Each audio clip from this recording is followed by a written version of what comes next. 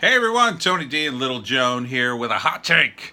Oh, this is a crazy one. This is a crazy one. This one isn't woke Hollywood, but it's woke entertainment, if you can imagine. Um, I don't know if you heard about this story. I saw it on a YouTuber's podcast called Voltaire. He does very short videos, a lot of times about woke stuff. And this is just an amazing story. A Boston comedy club owner closed down her venue and refunded everybody's money because she felt the comics were too misogynist and sexist. And she wants to create a safe space for comedy. Isn't that wonderful? It's the most hilarious thing I've ever heard because it's the opposite of comedy.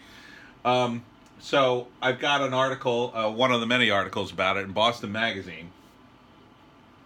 And I'll read a little bit of it. What finally, her name is Courtney Pong, is the owner.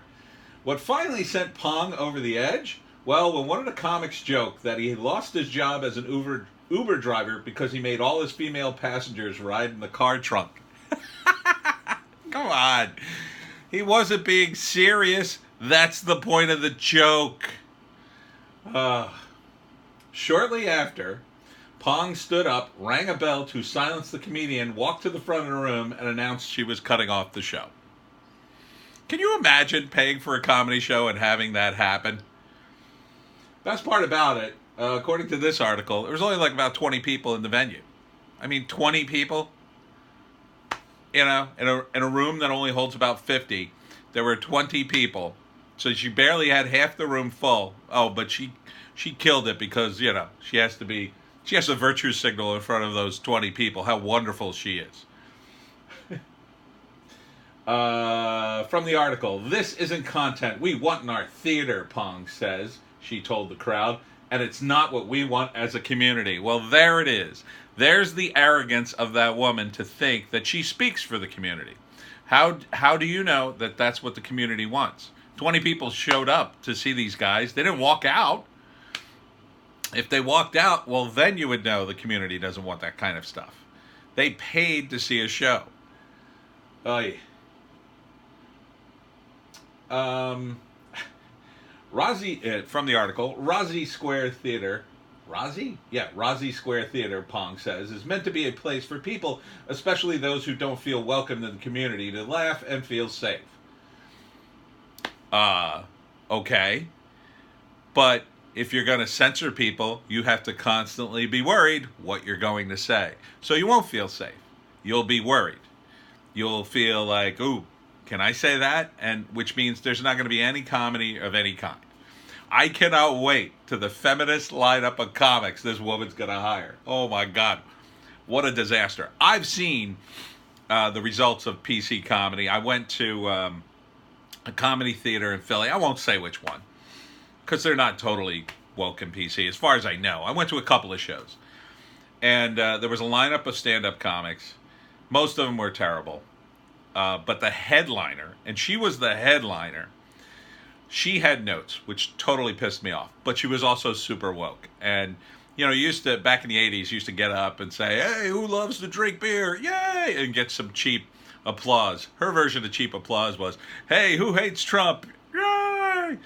So it was all this like crazy virtuous signaling, and she had virtually no act whatsoever.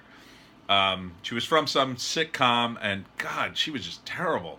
And she had notes. She was terrible with notes. If you're going to have notes, at least be good. If you have notes, you haven't prepared. Don't do stand-up. Don't call yourself a headliner if you have notes. Even the second comic, who was, he wasn't the headliner, but he was one of the headliners, if not the, headliner. He had notes too. I couldn't believe it. There was one guy in the lineup of maybe about, I think, 6 comics who was good. He was professional. He was funny. Got up there, did his thing, had a whole act, beginning, middle, end. Boom. Went out. Went out on a high note. He was great. Everybody else sucked. So I can only imagine the kind of people you're going to get when you say, well, Last time we had to close down the show because there was just too much misogyny. But go ahead, do your act. Go ahead. I might close down the show right in the middle of it, but you go ahead. Ugh. What else was on here?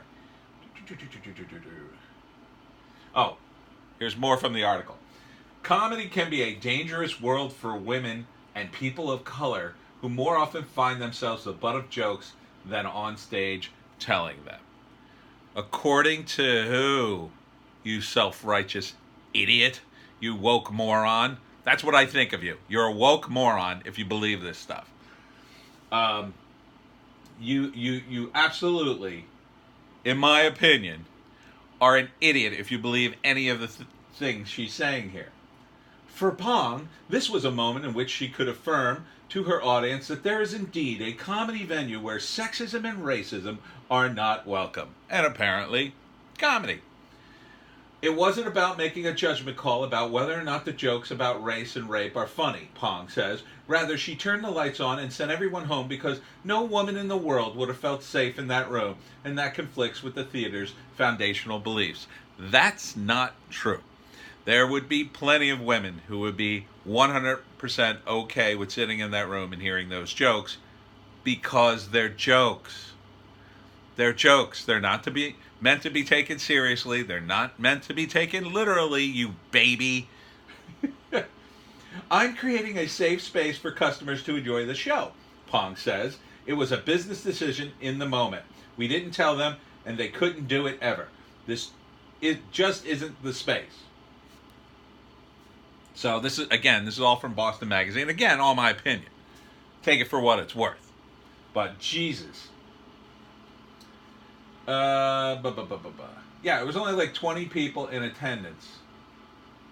And needless to say, she got blasted on Twitter, had to cancel her Twitter account. Oh, I wonder why. Apparently, the community doesn't give a crap about your safe space. How's that working out for you? Where's the community to come out and support you? Where are they? I mean, you would think if you were holding correct beliefs, you would be in the right and people would support that. And yet, you had to leave Twitter. What's that tell you? She went across the street and went to the bar that everybody went to after she closed down the venue. Now, if that isn't a signal that she's just totally virtue signaling, she could have gone anywhere else in the city of Boston. But she went across the street to the people she just kicked out, including the comics, to bathe in her virtue glory, I guess. Right? I mean, come on. It's frustrating, Pong says. We spend more time arguing for the right to say sexist things than fighting for the rights of people. How does saying things violate the rights of people? You don't have a right not to be offended. You don't have a right to not be offended. You don't have a right to not hear things in a public space. If you don't like it, there's a simple solution. You don't have to hire the comics. You don't have to have a comedy club. You should go through every joke and censor the ones you don't like. That's what you should have done. But you didn't do that. You had to have this big show. Look how wonderful I am. I'm shutting down the show, everyone, because it's sexist. Why not do your homework? Why not go to the shows where these comics that you hired are performing and make sure their jokes comport with your belief system, with your safe space? Why not do that? Why didn't she do that?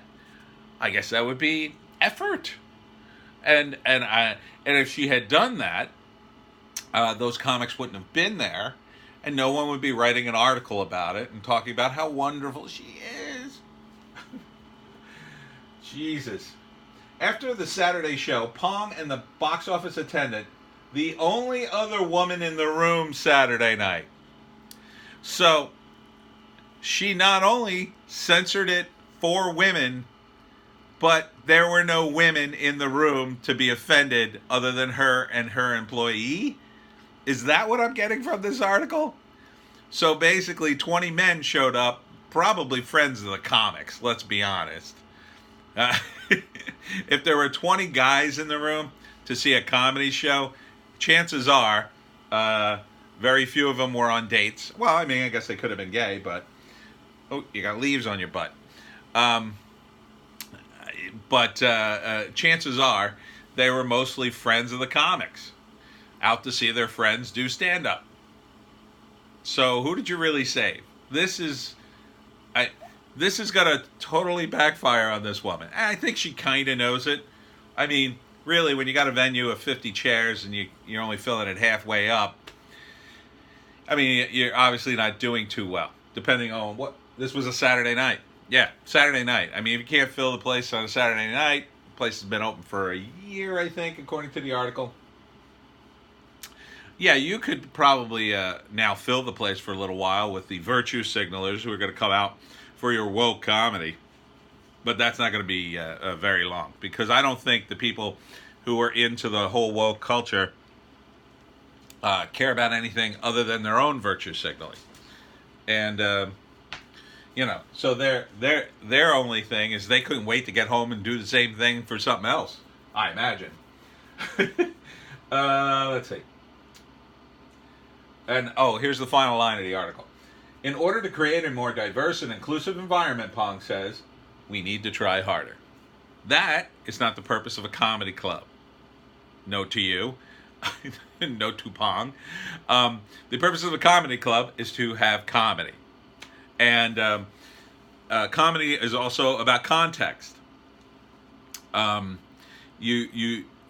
idea that, this goes back to Daniel Tosh, that you can't joke about certain events, sexual events, because it's too triggering for people. That's wrong. It depends on how you craft the joke. Okay? The Uber driver obviously wasn't putting people in his trunk. Obviously. And it would depend on how he delivered that joke. It's probably about more him being incompetent than hurting women. It's not a joke meant to hurt women. It's a joke meant to poke fun at women.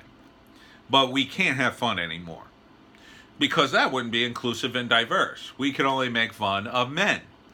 I wonder if she would be so ready to go to defend men, to defend, I don't know, some female comics bashing men and being incredibly sexist about men. I don't think so, because the mindset, I believe, is probably one of, women are oppressed, and therefore it's punching down. Well, if you believe women are lesser than men, then yeah, I guess if you believe that. I happen to believe that men and women are on pretty equal footing, so it's not punching down to make fun of women. They have their own power base. It's just different from men. And if you can't take it, I really think you shouldn't open a comedy club. You should probably open some kind of, cultural theater with, movement and, yoga poses and things like that. Stuff that wouldn't be too triggering. I mean, after all, jokes are triggering. Laughter can be triggering. We all know applause can be triggering, Courtney. So maybe you really ought to do that instead of, going into comedy, because it's so patriarchal. I'm being sarcastic, of course. But man, I just can't believe this happened. I want to believe that the whole thing's a setup, just a last-ditch attempt to get people to come to her theater, her fairly small venue, and beef it up. But I think if that's the case, that is really going to backfire. It's just like the woke morons on Twitter who virtue signal all day, comic writers and people like that, and then their audience, they've got thousands of Twitter followers, but they've gotten, it doesn't translate into sales. This is not going to translate into sales for you, Courtney. My advice is to get out of comedy, because clearly I don't think you have a sense of humor.